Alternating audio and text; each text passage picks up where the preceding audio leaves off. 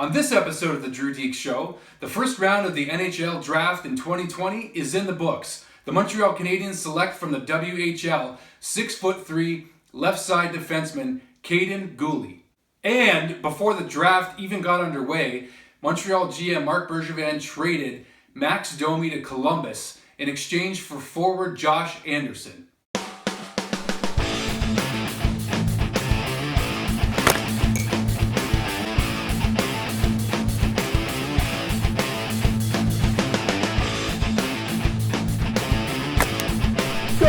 Go!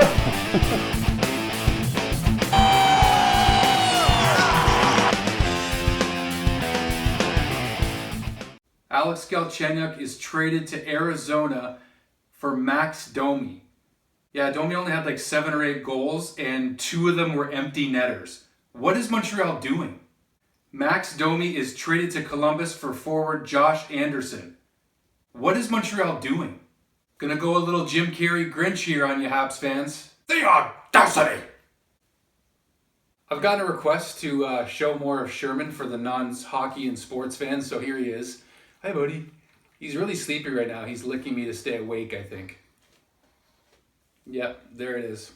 Well, guys, it definitely wasn't a boring draft day, not for Montreal Canadiens fans. Before the thing even gets underway, the rumor, the speculation about Max Domi being traded out of Montreal comes to fruition, and he gets shipped off to Columbus in exchange for size and skill with Josh Anderson. That being said, that's what the Montreal Canadiens think happened, but if you're some Habs fans, you're really disappointed and you think that we got shortchanged on this deal, because also into that trade was a 3rd round pick going Columbus's way as well. A decent price to pay, but if Montreal is going to upgrade this top 6 forward group, this is not a bad start. So what is Montreal getting back exactly?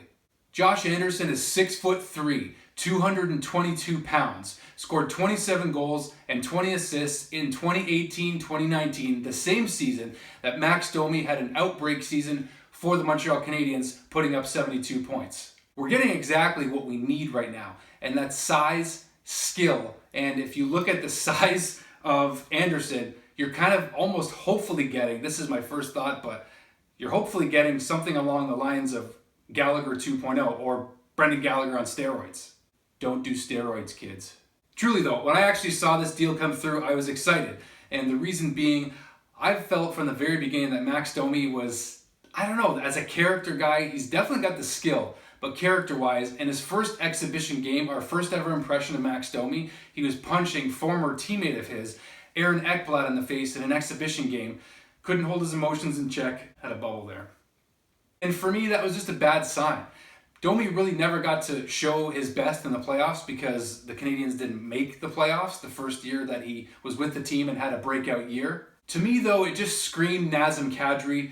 A really skilled forward who became a center is Domi, and I just saw Domi becoming a problem in the playoffs by not being able to keep his emotions in check. I think it might be the Domi blood. The point being, though, you gotta give some to get some, as we know. And I really believe this is an upgrade, and all of a sudden, the right side of the Montreal Canadiens doesn't look so bad. Brendan Gallagher, Josh Anderson, Yoel Armia.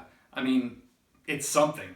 Habs fans, I'm not saying to be satisfied. We still need a significant upgrade to this top 6 forward group, and that's what we're all kind of hoping for with whatever money Bergevin has left after the Anderson signing. He still hasn't even signed yet, and after that, we're really hoping that we can, of course, upgrade the top 6 even more so. Who knows what they're going to do, but this is a start. Honestly, most of the reactions so far from friends of mine that are Habs fans and even not Habs fans is that the Canadiens made a really strange deal here. A very interesting thing happened to Max Domi. If you ask Pierre Maguire, one of the experts out there, he said and says, at least up until recently, that Max Domi was a winger. After playing with the Montreal Canadiens, the best production that came out of him was what? At the center position. And right now, the Canadiens are looking pretty decent at the center position. Nick Suzuki, Jesperi Kotkaniemi, Phil Deneau's still here.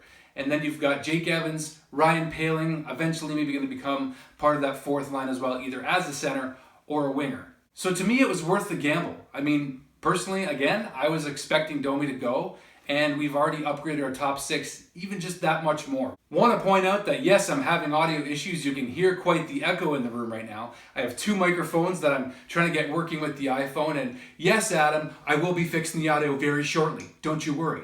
My good friend Adam was kind enough to point out the obvious downgrade in the quality of the audio from my last video, so I just wanted to mention that.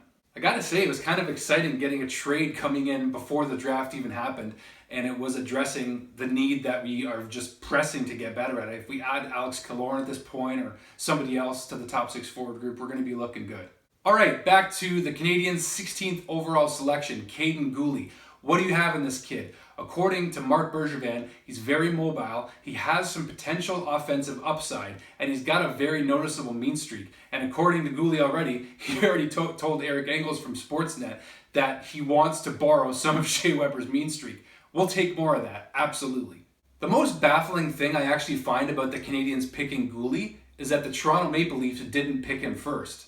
General manager of the Toronto Maple Leafs, Kyle Dubas, was just saying earlier how if he's going to draft a defenseman 15th overall for the Leafs, it better be a defenseman that can skate. Leaf fans, I'm not trying to be a jerk. I'm honestly curious why they didn't pick this kid. I mean, he's got size, he's got mobility, he can hit. I'm honestly just perplexed. The Leafs have the most pressing need ever, yes, on the right side of their defense. And there's rumors out there that they're going to try to go for Dougie Hamilton. Fine. Maybe going to take a shot at Alex Pietrangelo. Fine. I know that they need right shot defensemen more than anything right now, but you need more defensive prospects also. And this kid ticks off all the boxes for Montreal. I don't know how they didn't tick them all off for Toronto and they didn't pick him first. I don't understand.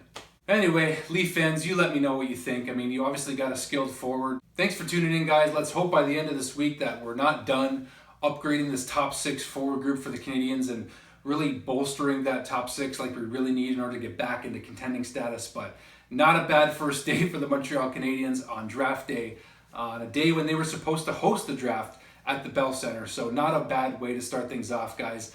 I enjoyed it, and I'm looking forward to seeing what else we do on day 2 of draft day. And then, of course, free agent frenzy on Friday. Can't wait for that day to come to see what else they do. Anybody down for a random Hartford Whalers Chris Pronger draft jersey? I'm up for it. I kind of felt like Adam Sandler and Billy Madison there when he steals that shirt from his buddy Frank.